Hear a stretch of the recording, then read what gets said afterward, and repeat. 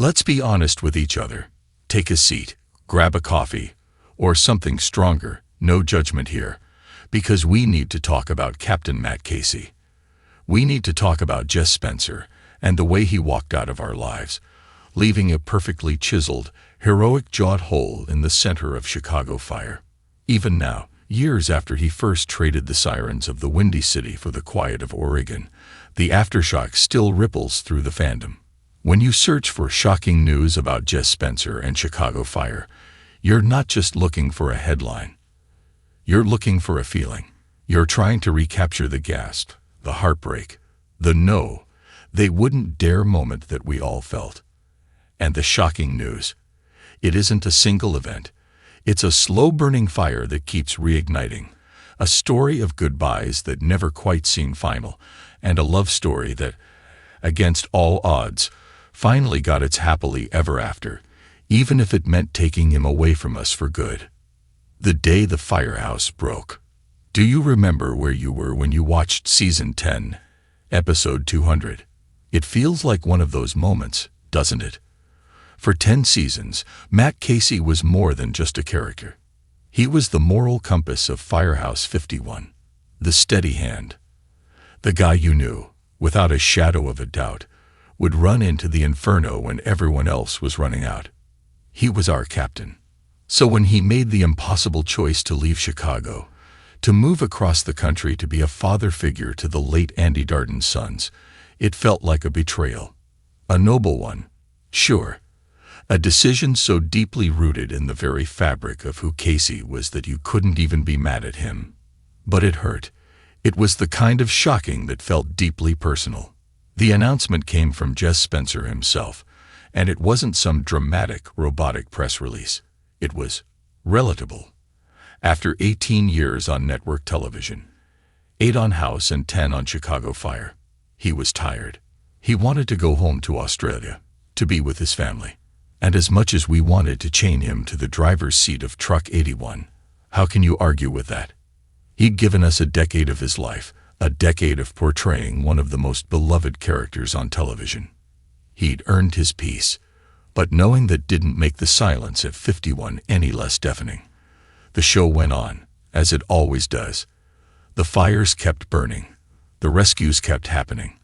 But there was a void. A Casey-shaped void that no amount of heroic rescues from Severide or heartfelt wisdom from Herman could quite fill. The cruel, beautiful hope of his return. And then they started doing something even more emotionally damaging. They brought him back.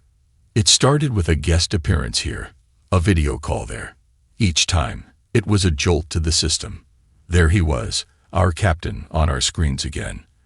It was just enough to give us hope. The long-distance relationship with Sylvie Brett was a masterclass in emotional torture for Brett C. shippers. It was a constant, simmering what-if. The true shockwave, the one that really sent the fandom into a tailspin, was the Season 11 final. Casey, back in Chicago, on one knee, proposing to Sylvie. After years of after breakups and makeups and a country between them, it was finally happening. This wasn't just shocking, it was validating. It was the payoff for years of emotional investment. We had watched these two dance around their feelings, sacrifice their happiness for each other, and try to move on, only to be pulled back together by an invisible, undeniable force.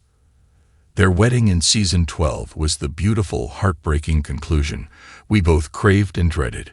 It was intimate, chaotic, and so perfectly them. Held in a fish store, of all places, it was a testament to their journey. But every smile, every vow, was tinged with the bittersweet knowledge of what came next. This wasn't just a wedding. It was a farewell party. Sylvie was leaving too. She was moving to Portland to be with her husband and their newly adopted daughter. They were getting their happy ending.